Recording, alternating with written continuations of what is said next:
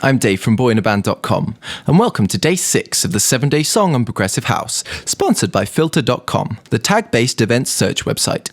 Yesterday in Day 5, we took a look at those vital effects that really fill out the track, a sweet filter sweep technique and vocals, and today in Day 6, we'll analyse the structure of the prog house song, then look at some of the thinking behind the notes I've used and delve into a bit of music theory. Okay, let's begin. Prog house is quite a predictable genre, much like most subgenres of house. It consists of build-ups, breakouts, and drops. So the basic structure of this song is, we start here, with 16 bars of this breakout starting out there, just keeping it kind of pretty. Then we have this little build here for 8 bars, dropping in here for 16 bars. Then, if you can see here, we've got the lead coming in for 16 bars of a chorus. Then we strip it back for another 16 bars of just a kind of a verse. And that leads into a nice breakout here, just with lots of effects going on to fill it out. Once again to a build for 8 bars, into a full-on drop. I thought it'd be nice to go in all guns blazing the second time round. Then that just goes to the outro, which is very similar to the verse, just stripping everything back until that final crash at the end. So, let's go into specifics. I've begun here on a breakout for a bit of variety, since a lot of house tends to start with the beat. Now this builds up, introducing the arps partway through, then the pads, just building up steadily. A kind of staple of the prog house sound is to progressively add things as the track builds, rather than throwing in the kitchen sink all at once. Even the drops are quite minimalistic when you think about it. We've got all this build up, and then the drop is simply the beat and the bass. But yeah, before we come to the drop, I've added a bit more tension by holding this song on this one chord for a while here, while the arp, lead and bass are all following it, then building the tension with the release and reverbs just kind of building, as you can see there.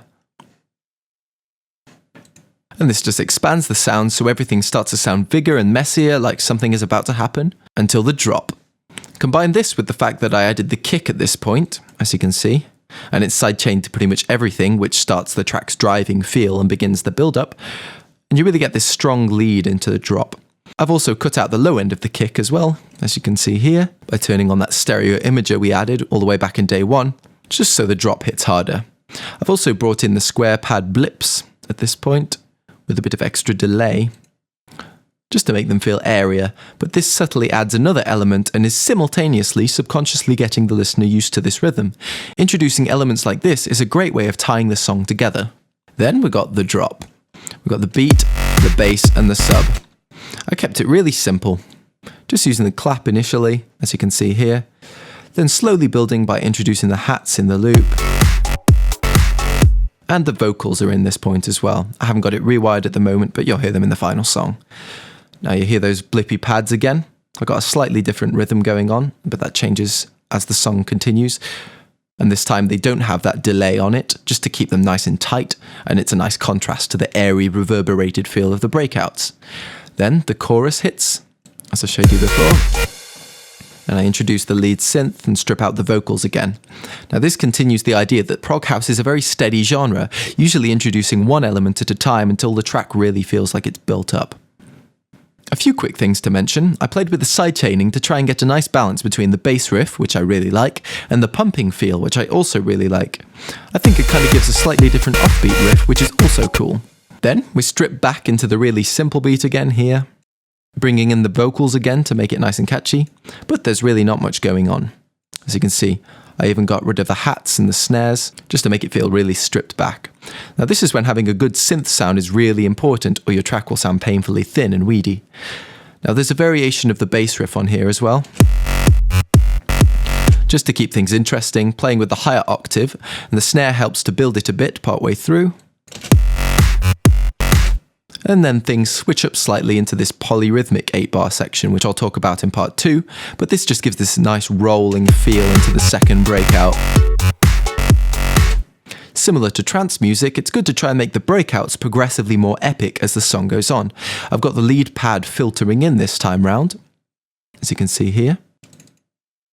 just filters in and then it keeps it filtered and then completely lets all hell loose when partway through the breakout everything is lifted off and it's that hands in the air moment.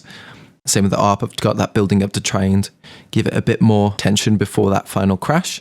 And then there's a load of effects filling things out, as I mentioned. But if you look at the structure itself, it's exactly the same as the first one. This just goes to show the power of effects and reverb when making things epic. There's more reverb on the ARPs when it hits in just to make it feel bigger.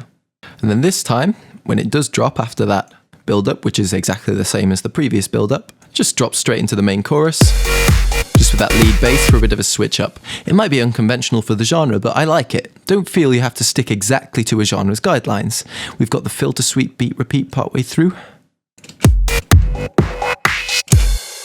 There, and then for the outro, find where that comes in. It's just stripping away the elements there. First we get rid of the lead here, goes away, and then we get rid of the sub, just so it's the bass on its own. Bass and drums, rather. And it just does that reverse into the outro crash. That will lead the hypothetical DJ that's spinning this song into the next track. I wonder if there is a DJ hypothetical out there. Probably pretty difficult for him to get shows since all the promoters think he's just a placeholder. And that's the structure sorted. One thing that's really important to say, progressive house tends to be a lot longer than this. It'll often be more than 7 minutes long for each song, with elements subtly being added or changed as the song builds to those drops. However, since this is a 7-day song and not a 7-month song, I've stripped it back just to give the idea of what a progressive house song comprises. It's up to you to go out and listen to some progressive house, maybe take some notes on the structure, and see how the tracks build. It really does help to actually write down some notes from the songs you like when you're starting out, just to get an idea of how to lay out your songs. As you learn more as a producer, you'll naturally start to get a feel for laying out your tracks, but don't be afraid to start out by copying the structure of other songs, just so long as you experiment with your own ideas as well.